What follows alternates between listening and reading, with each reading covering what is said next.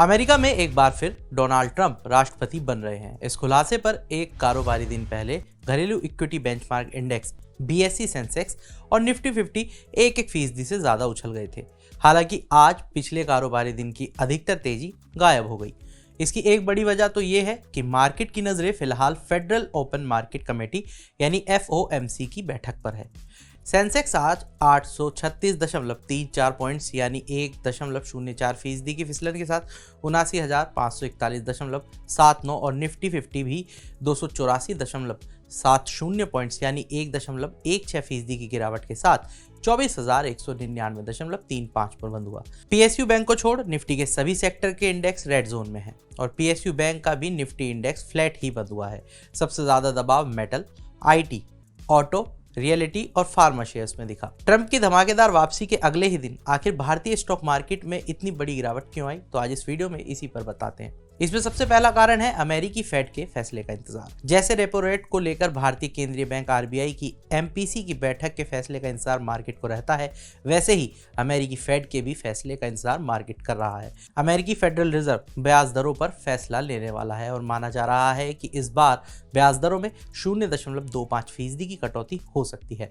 निवेशकों की नजर फेड चेयरमैन जेरोम पोवेल के भाषण पर भी रहेगी ताकि आने वाले समय में इंटरेस्ट रेट को लेकर फेड किस रास्ते पर बढ़ेगा इसका संकेत मिल सके। इसे लेकर जियोजीत फाइनेंशियल सर्विसेज के chief investment officer VK Vijay Kumar का कहना है कि ट्रंप की अमेरिका फर्स्ट की रणनीति अमेरिकी इकोनॉमी को मजबूत कर सकती है। हालांकि VK विजय कुमार का यह भी कहना है कि अगर वे चीन से आयात पर 60 फीसदी और बाकी देशों से आयात पर 10 से 20 फीसदी का टैरिफ लगाते हैं तो महंगाई बढ़ सकती है और फेड की महंगाई पर काबू पाने की नीति संकट में पड़ जाएगी।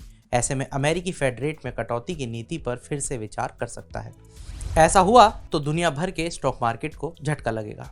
अब आते हैं दूसरे कारण पर, वो है रुपया रिकॉर्ड निचले स्तर पर। आज 7 सितंबर को रुपया नए रिकॉर्ड निचले स्तर पर आ गया। ट्रंप सरकार के दौरान आने वाले महीने में डॉलर की मजबूती के आसार ने रुपये पर दबाव बनाया है।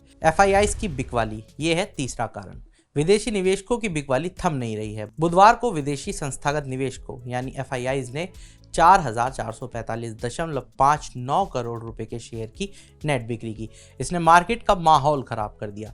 पिछले महीने FIIs ने 94,000 करोड़ रुपए की नेट सेल्स की थी।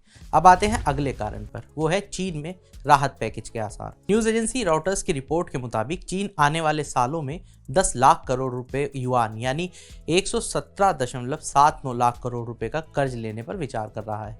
8 नवंबर को चीन में NPC स्टैंडिंग कमेटी की 14वीं बैठक है।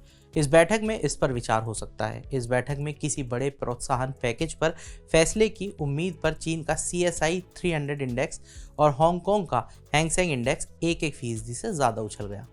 अब निवेशकों की नजरें इस बैठक के नतीजे पर हैं। अब आते हैं अगले कारण पर, वो है कमजोर तिमाही नतीजे। कंपनियां सितंबर तिमाही के नतीजे जारी कर रही हैं। कई कंपनियों के नतीजे उम्मीद से काफी कमजोर आ रहे हैं, जिसके चलते माहौल खराब है।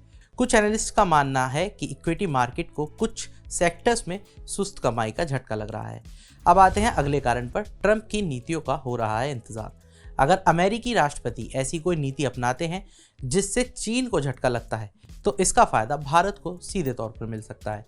इससे दोनों देशों के बीच कारोबार और रणनीतिक साझेदारी के नए मौके खुलेंगे। हालांकि ट्रंप अमेरिका से निर्यात होने वाली चीज़ों पर भारत के हाई टैरिफ रेट को लेकर आलोचना कर चुके हैं। टैरिफ को लेकर अगर ट्रंप कुछ नेगेटिव करते हैं तो भारतीय कारोबार को झटका भी लग सकता है। ऐसे में मार्केट को ट्रंप की नीतियों का भी इंतजार है। और बात करते हैं IT शेयर्स की बिकवाली पर। ट्रंप की जीत के बाद 6 नवंबर को IT शेयर्स में ताबड़तोड़ तेजी आई, लेकिन फिर ट्रंप के शासन में अमेरिका फर्स्ट की नीति को प्रमुखता की आशंका पर 7 नवंबर यानी आज ये टूट गए। चुनावी नतीजे के बाद डाउ और S&P 500 दोनों में ही एक फीसदी से ज्यादा की तेजी आई, जो नवंबर 2022 के बाद से सबसे तेज उछाल है। और नेस्डेक ने भी फरवरी के बाद की सबसे बड़ी छलांग लगाई। इसके बावजूद भारतीय मार्केट में इन्फोसिस, LTI माइंडट्री और टेक महिंद्रा समेत कई IT शेयर आज करीब 3 फीसदी तक टूट गए। आशंका यह है कि ट्रंप सरकार में अमेरिकी IT कंपनियों को अमेरिकियों को प्रमुखता देने की बात हुई तो भारतीय IT कंपनियों की कमाई फीकी पड़ सकती है, जो अमेरिकी क्लाइंट्स को सॉफ्टवेयर निर्यात करते हैं। तो आज के इस वीडियो में इतना ही। बाकी तमाम बड़ी खबरों के लिए जुड़े रहिए मनी कंट्रोल हिंदी के साथ। आप हमारे YouTube चैनल को सब्सक्राइब करें, Facebook पेज को लाइक करें और अब WhatsApp के जरिए भी आप हमसे जुड़ सकते हैं। WhatsApp चैनल का लिंक आपको कमेंट बॉक्स में मिल जाएगा। तब तक के लिए धन्यवाद।